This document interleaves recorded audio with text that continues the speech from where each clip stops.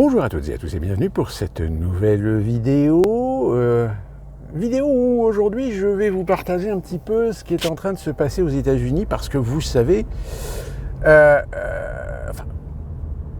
l'année prochaine, je vous l'ai déjà dit et répété je ne sais combien de fois, nous avons quand même une échéance électorale et non des moindres puisqu'il s'agit de la présidentielle américaine. Oui, c'est vrai que le temps passe vite. Puisque, pour mémoire, le mandat présidentiel américain, c'est 4 ans. Du fait que ça soit 4 ans, donc évidemment, il y a des fois, quand on sort des turbulences d'une campagne présidentielle, le temps qu'on se remette un petit peu de nos émotions, hop, paf, on replonge direct dans une nouvelle campagne présidentielle. Et vous savez que cette campagne présidentielle américaine, elle intervient dans une situation et un contexte géopolitique international extrêmement délicat, du fait que certaines légendes ou certains mythes que certaines personnes souvent déniaient ou ne voulaient pas croire, aujourd'hui, force est de constater que finalement, c'est peut-être une réalité. Ce dont je sous-entends, c'est évidemment le fait que le conflit israélo-palestinien a révélé peut-être à ceux qui, comme je vous l'ai dit, ne voulaient pas le croire, qu'il y a bien une sorte de lobby juif dans un certain nombre de pays occidentaux qui fait que de cette influence, il y a des positionnements de certains pays qui pourtant se sont toujours positionnés ou ont toujours prôné des valeurs de droits de l'homme, mais qui finalement aujourd'hui n'appliquent pas du tout ces règles pour le peuple palestinien qui est en train littéralement de se faire massacrer. Et donc, évidemment, aux États-Unis, il y a toujours eu cette légende qu'on appelle la légende du lobby juif. Alors pour certains c'est une affabulation, pour d'autres c'est le fait d'un certain antisémitisme américain, alors qu'en réalité non, ce n'est pas une affabulation. Au même titre qu'il y a eu une mafia italienne, au même titre qu'il y a eu une mafia juive, même pas juive mais italienne. Alors mafia italienne, mafia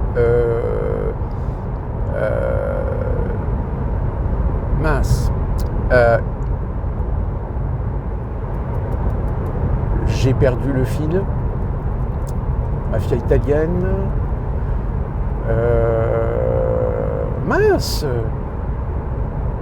Peut-être que je le retrouverai, etc. Enfin, en plus de ça, les réseaux hispaniques, plus particulièrement cubains, communistes, que vous avez aussi la triade chinoise qui a opéré aussi, et qui opère toujours d'ailleurs aux États-Unis, tout comme les Yakuza japonais, même si eux sont un petit peu plus discrets que les Chinois, vu que évidemment en proportion, aujourd'hui les Chinois sont beaucoup plus importants aux États-Unis que les Japonais. Donc oui, ces communautarismes, tout du moins des représentations de réseaux communautaires aux États-Unis, influents, existent. Et le lobby juif existe aussi aux États-Unis. Il a même un nom, tout du moins un organisme qui a pignon sur rue. Donc c'est pas une légende, c'est pas une affabulation, c'est une réalité.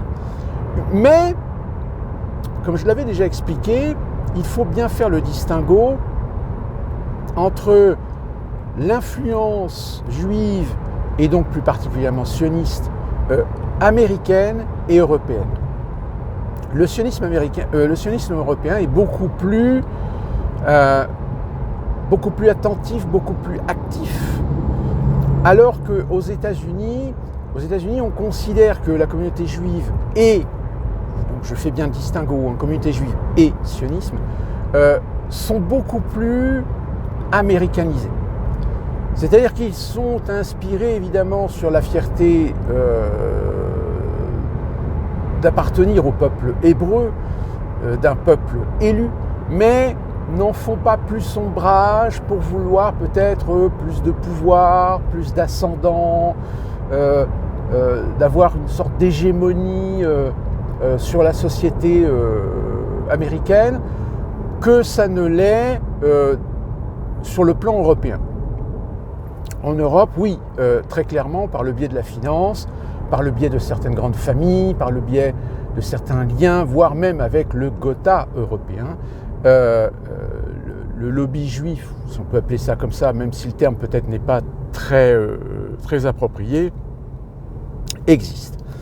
Preuve en est, c'est que très souvent, même dans la littérature, dans le cinéma, on a souvent mis un petit peu le projecteur sur cette liaison particulière du fait, depuis la fin de la Seconde Guerre mondiale, évidemment, de cet historique qui a permis aussi un positionnement de la communauté juive pour à la fois harmoniser cette communauté dans la société française, dans la République, et qu'en échange la République protège aussi ses ouailles de la communauté juive qu'elle n'a pas protégée sous un certain régime de collaboration, malheureusement, aussi avec certains antécédents d'antisémitisme systémique qui pouvaient exister en France dans les années 20 et dans les années 30. Donc, voilà, il y a un équilibre, si vous voulez, un juste équilibre qui s'est installé. Sauf que ce juste équilibre, aujourd'hui, il a littéralement explosé du fait que vous avez vu des interventionnismes, vous avez vu des actions, jusqu'à ce que nous venons de voir récemment, et qui en effet pose un gros problème de laïcité à la République, le président de la République qui a ouvert les cérémonies de l'Anouchka dans le palais de l'Élysée. Le palais de l'Élysée qui est donc le palais présidentiel, le président, République, laïcité. Alors oui, j'entends loin. Ouais, mais l'Élysée, tous les Noëls, il y a un sapin de Noël, donc on fait bien Noël, qui est une fête chrétienne, blablabla. Oui, sauf que Noël, le Noël chrétien, je rappelle, la France, c'est la fille de l'Église catholique romaine, que la France a une histoire très ancrée dans le catholicisme, et que par conséquent, nous avons un héritage historique de fêtes, de célébrations qui sont parfaitement logiques à la culture française. Est-ce que l'on va reprocher aux Arabes, est-ce qu'on va reprocher à l'Arabie Saoudite d'organiser le pèlerinage de la Mecque ? Oui, vous allez me dire, oui, mais l'Arabie Saoudite n'est pas un pays laïque. C'est un pays qui a une histoire.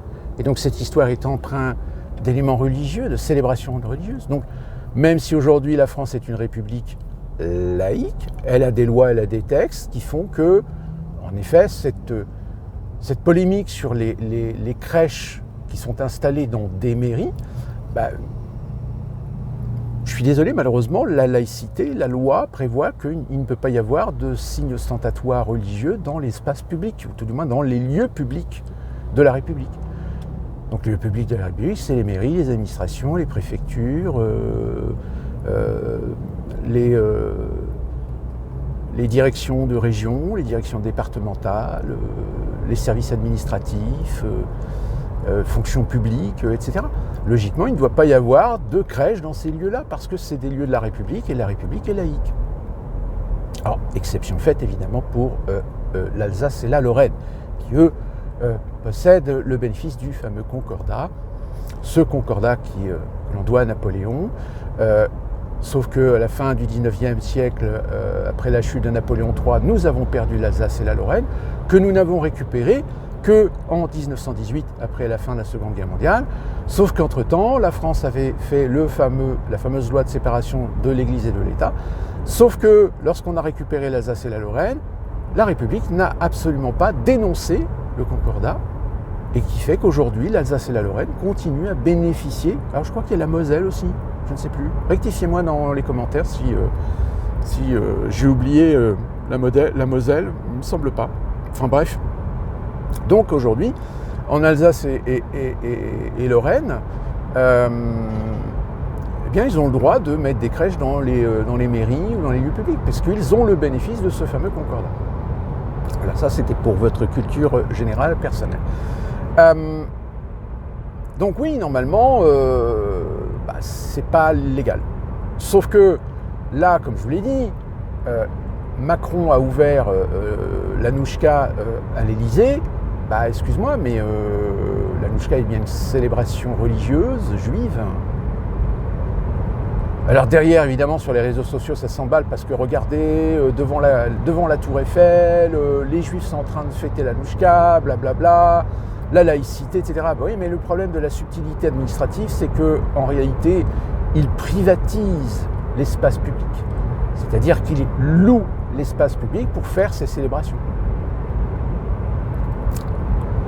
En revanche, là où ça coince, c'est que quand vous avez des associations, des communautés musulmanes ou protestantes, ou même chrétiennes, qui font les mêmes démarches pour privatiser des endroits pour une célébration, ça peut leur être refusé. Mais en revanche, on est d'accord que pour ce qui concerne les célébrations juives, si jamais un maire ou une préfecture refuse la privatisation d'un espace public, évidemment, il y a de fortes chances que derrière, il y ait une vendetta médiatique pour descendre la réputation du maire et le faire passer pour un antisémite. Donc voilà, ça, voilà, c'est la réalité, cette même réalité qui aujourd'hui alimente évidemment les haines de certains musulmans envers les juifs, parce que les juifs ont un traitement complètement différent de la part de la République par rapport à la communauté musulmane, cette communauté musulmane qui aujourd'hui représente bien plus en matière de population que la population juive. Donc voilà, différence de traitement, inégalité de traitement, etc. Donc voilà, après je vous laisse. Donc je reviens aux États-Unis. Aux États-Unis, c'est un peu pareil dans le sens où vous connaissez par exemple un secteur économique où la représentation juive est extrêmement bien positionnée, c'est Hollywood. Hollywood aujourd'hui est détenu par un certain nombre de gens qui sont de la communauté juive d'une manière générale, mais comme je vous l'ai dit, c'est une communauté juive qui est américanisée, c'est-à-dire qu'ils se comportent exactement comme n'importe quel Américain. Ils ne font pas un privilège, ils ne font pas une mise en avant de leur appartenance, qu'elle soit idéologique, politique ou religieuse, parce que évidemment, si je vous dis Spielberg, il est juif. Si je vous dis Katzenberg, qui est un des grands patrons de DreamWorks aussi, il est juif. Je crois Iger aussi, non, peut-être pas Iger. Enfin, c'est de notoriété publique de toute façon que dans les réseaux médiatiques télévisuels et cinématographiques, les gens qui appartiennent à la communauté juive aux États-Unis sont très importants. Alors évidemment, parfois ça joue d'influence, raison pour laquelle évidemment certains médias américains défendent rubis sur l'ongle Israël, parce que là en effet le lobby juif aux États-Unis joue son rôle de défendre les intérêts sionistes de l'État juif. Mais encore une fois de plus, dans la communauté juive aux États-Unis, ça divise aussi.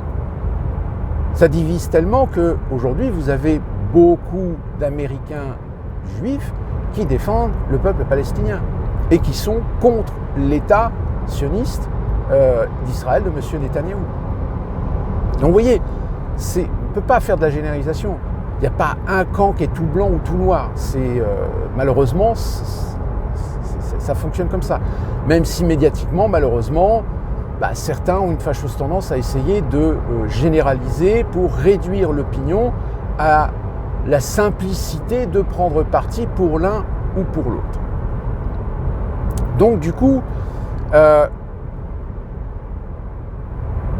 pareil, la communauté juive américaine est très divisée.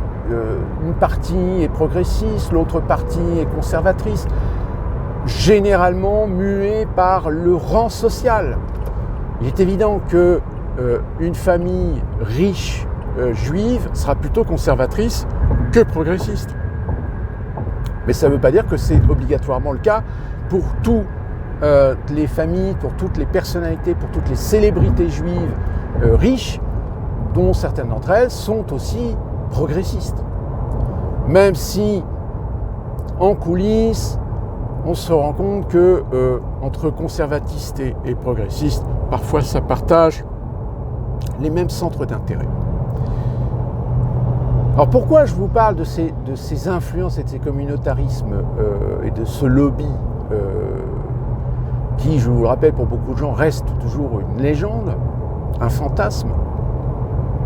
Tout simplement parce que, évidemment, la situation israélo-palestinienne a fait émerger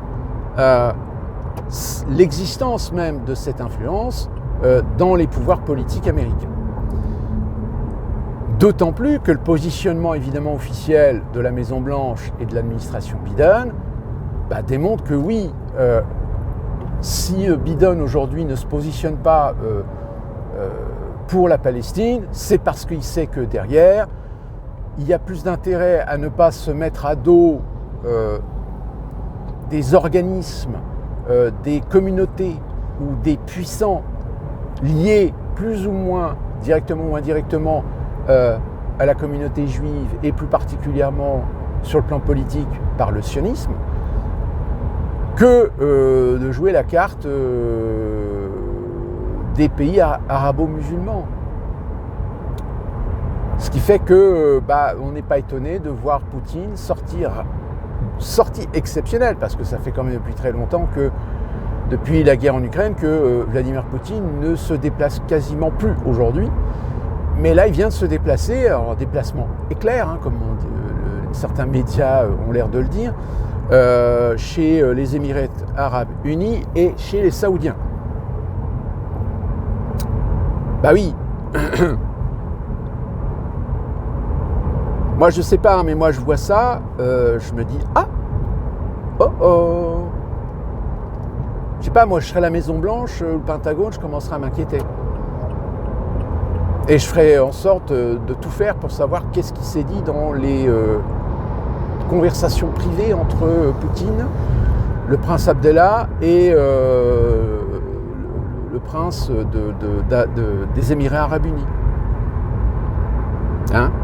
On est d'accord ? Donc évidemment, le positionnement de Biden se met à dos une partie de l'électorat progressiste qui lui défend le peuple palestinien. Tort ou à raison, mais force est de constater que, vu la situation où là c'est clairement un génocide, c'est clairement un massacre, confirmant bien ce que je vous dis depuis longtemps, depuis le 8 octobre, que c'est une liquidation de la bande de Gaza, ça met Biden dans une situation un petit peu instable. D'où la raison pour laquelle, dans la précédente vidéo où je vous ai expliqué où on en était un petit peu au niveau des candidatures, des progressions, des prétendants au trône pour 2024, les démocrates ont quand même aligné 2 candidats au cas où.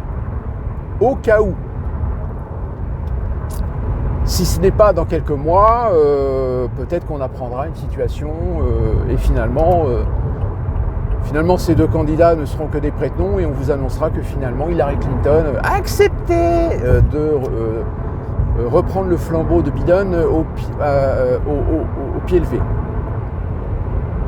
Enfin, on verra bien. D'autant plus que, alors là, encore en plus, cette semaine, les Biden, ils s'en prennent quand même plein la gueule.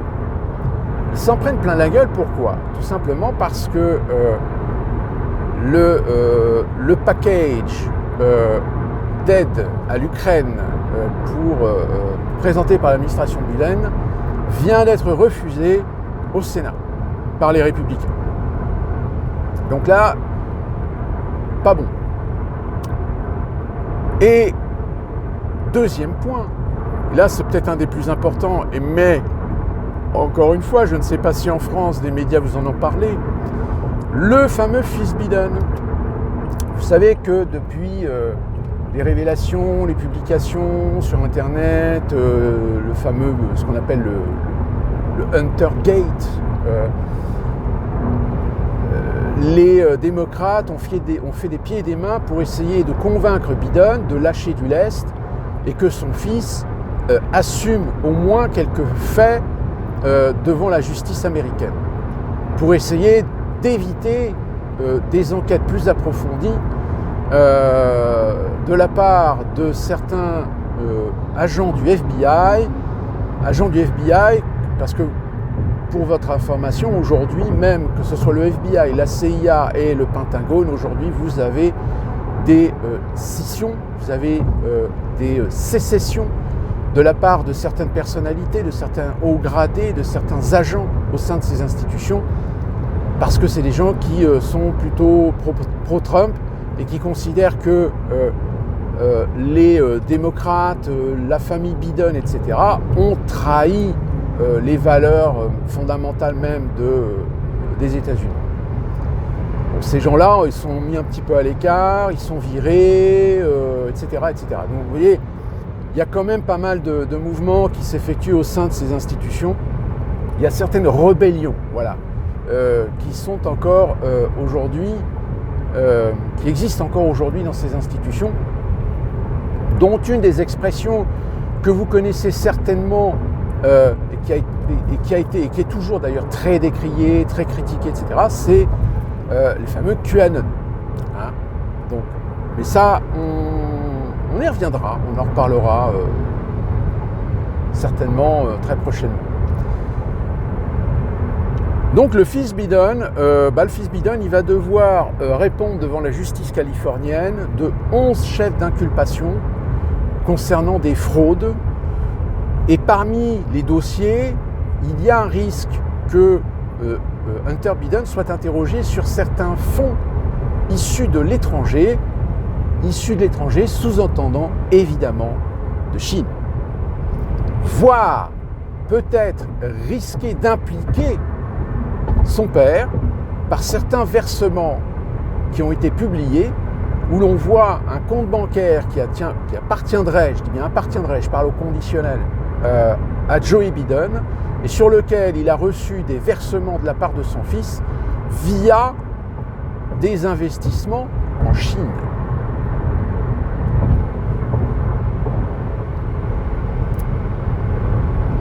Comprenez que le Parti démocrate aujourd'hui, je pense qu'ils sont obligés de se planquer dans les placards pour pleurer. Parce que plus ça va, plus ils se disent, mais même si Trump n'est pas candidat, mais on est mal barré. On est mal barré. Là, on va perdre la Maison-Blanche. Et on va encore passer pour des neuneux. Ce qui n'arrange pas encore plus les affaires des démocrates, c'est qu'actuellement, vous avez de plus en plus de commissions d'enquête parlementaires qui commencent à s'attaquer à des problèmes structurels et plus particulièrement dans certaines universités, et non des moindres. Nous avons eu une commission d'enquête récemment où une sénatrice républicaine s'est farcie, et je dis bien farcie, c'est bien le terme, des responsables et la présidente de l'université d'Harvard. Il faut savoir qu'aux États-Unis, il y a plusieurs mois, il y a un classement sur la liberté d'expression et la liberté d'opinion dans les universités. Et il se trouve que des grandes universités comme Harvard, Yale ou UCLA, c'est-à-dire l'université de Californie, l'université de Pennsylvanie également, sont dans le rouge. Pourquoi ? Parce que, on en a parlé déjà, les universités, pour être plus inclusives, pour être plus dans la diversité, pour être plus dans l'idéologie wokiste, eh bien, se sont littéralement laissés sont dans une subversion finalement. Sauf que la subversion woke, qui je le rappelle, aujourd'hui a une telle influence que beaucoup d'étudiants ont été virés parce que sur les réseaux sociaux, ils ont eu des affirmations ou des propos qui allaient à l'encontre des intérêts ou des idéologies woke. Que certains professeurs qui,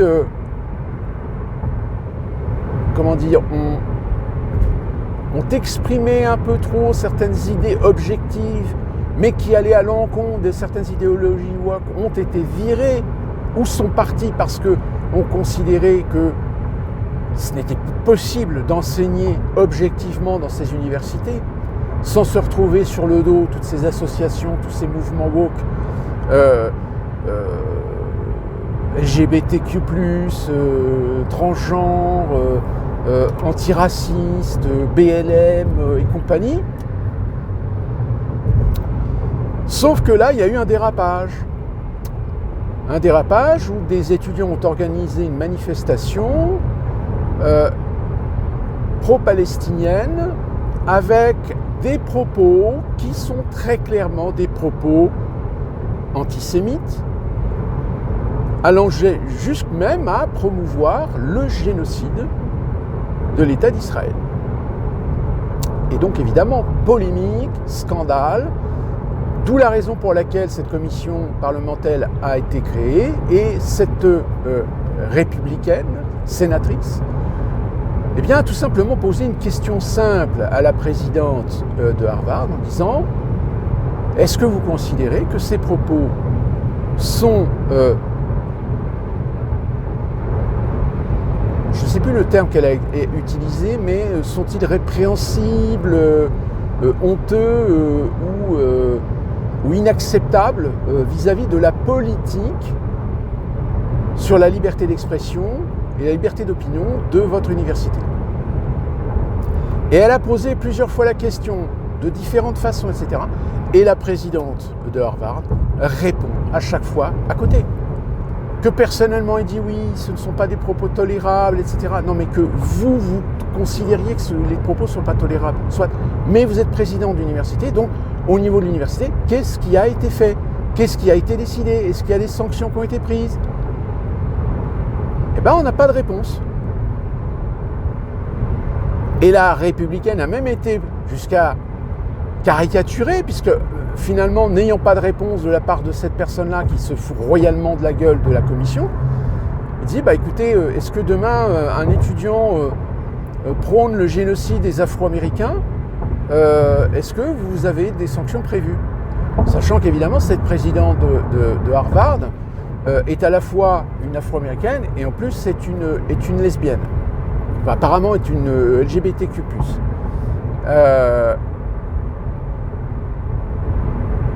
Ça a bugué finalement. Donc là, si vous voulez, en plus, il faut savoir que le contexte aujourd'hui aux États-Unis, c'est que, évidemment, toutes ces grandes universités, que ce soit Harvard, Yale, etc., ce sont des universités qui ont une réputation, qui ont un nom, et qui jouent énormément sur ces réputations et ces noms pour essayer d'offrir des prestations de qualité à la hauteur de l'image de ces universités. Mais le problème, c'est que derrière, on sait pertinemment que ces universités, c'est aussi un business. Et que de plus en plus aujourd'hui, aux États-Unis, certaines entreprises commencent à se plaindre d'avoir des diplômés d'Harvard et de Yale qui sont des cruches, qui sont des moins que rien, qui sont des débiles, qui sont en effet bourrés le crâne de technicité, bourrés le crâne d'idéologie, mais qui sur le terrain ne sont pas du tout opérationnels, ne sont pas du tout, n'ont pas des comportements de professionnels. Donc si vous voulez, alors encore une fois de plus, là je reviens au problème du lobbying, c'est-à-dire que vous avez des gens qui sont toujours là pour faire de la communication, pour sauver les meubles et la réputation d'entreprises. Donc les universités c'est pareil, hein, elles sont omniprésentes pour que l'image de l'université ne soit pas écornée par des problèmes internes. Mais aujourd'hui, ça commence à se voir, ça commence à se ressentir sur le plan économique. Il faut savoir qu'aujourd'hui, vous avez beaucoup de jeunes qui sortent avec des diplômes d'Harvard et qu'on retrouve de district manager ou manager de McDonald's. Mais parce que les universités américaines, les grandes universités américaines, c'est un business. Donc tant que vous payez, vous pouvez garantir que votre gamin va sortir avec un diplôme de Harvard, de Yale ou truc comme ça. Mais ça ne veut pas dire qu'il va trouver du boulot. Il en trouve s'il fait partie déjà du cercle. C'est-à-dire que s'il a déjà des parents, des grands-parents, des oncles qui sont déjà bien positionnés dans la société, qui sont des notables, et qui par des relations, par des carnets d'adresses, etc., réussiront toujours à casser leur rejeton. Mais ce n'est pas le cas de tous. Il faut savoir que vous avez beaucoup de jeunes Afro-Américains, parce que, encore, le wokisme, la diversité, ont des bourses pour pouvoir travailler, pour pouvoir étudier à Yale. Alors vous avez même des jeunes Afro-Américains qui ressortent avec le diplôme et avec beaucoup de connaissances, beaucoup d'intelligence, etc., qui sont des très bons, mais qui ont énormément de mal à trouver leur trou. Alors vous en avez beaucoup qui finalement se lancent dans l'entrepreneuriat, c'est-à-dire qu'ils fabriquent leur propre entreprise. Alors c'est beaucoup d'ailleurs ont généré ce phénomène, souvenez-vous de ce qu'on appelait les startups. Parce que dans le marché du travail, pareil, certains secteurs sont très cloisonnés, sont très fermés.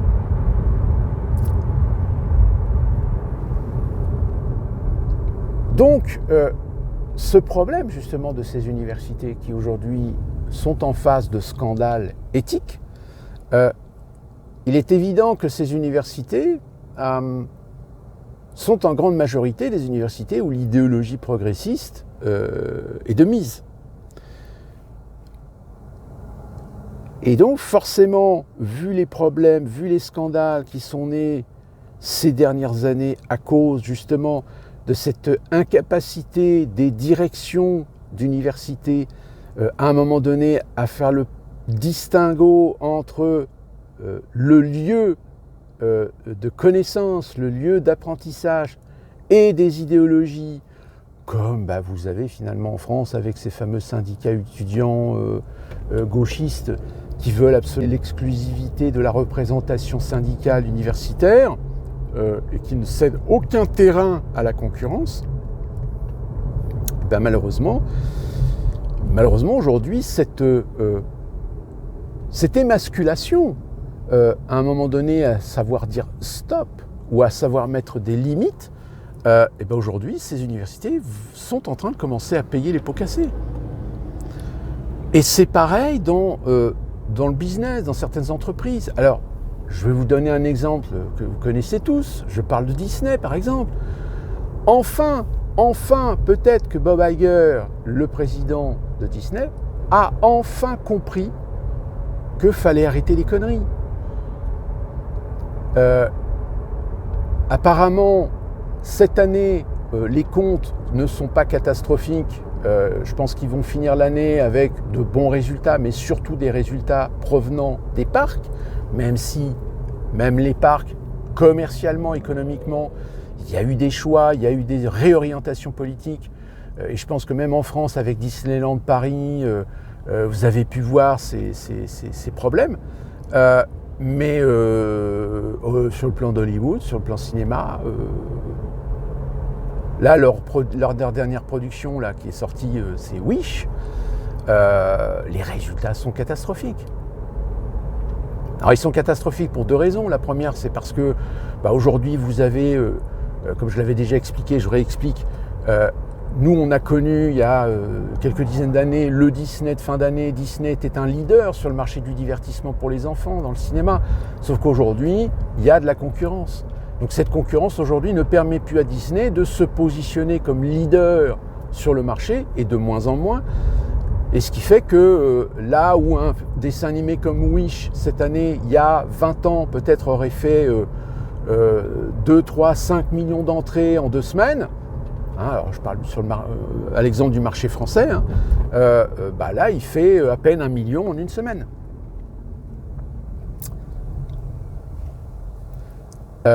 Le fameux Snow White, le fameux Blanche-Neige, comme vous le savez peut-être ou pas, je vous le répète, le film finalement est en remontage complet. C'est-à-dire qu'ils sont en train de remodifier en fait l'ensemble du film, les fameux personnages enchantés qui devaient remplacer les nains, finalement ils vont remettre des nains parce qu'ils se sont pris tellement de bois vert sur la tronche que... beaucoup de projets ont été revus à la baisse. Marvel, depuis le début de l'année, s'est vu notifier des baisses de budget. Raison pour laquelle le dernier film récent, Marvels, le film a été un échec. Parce qu'on sent bien que les 60 millions de dollars, on sent bien que c'est plus les mêmes budgets qu'ils avaient avant, à l'époque de la franchise Avengers.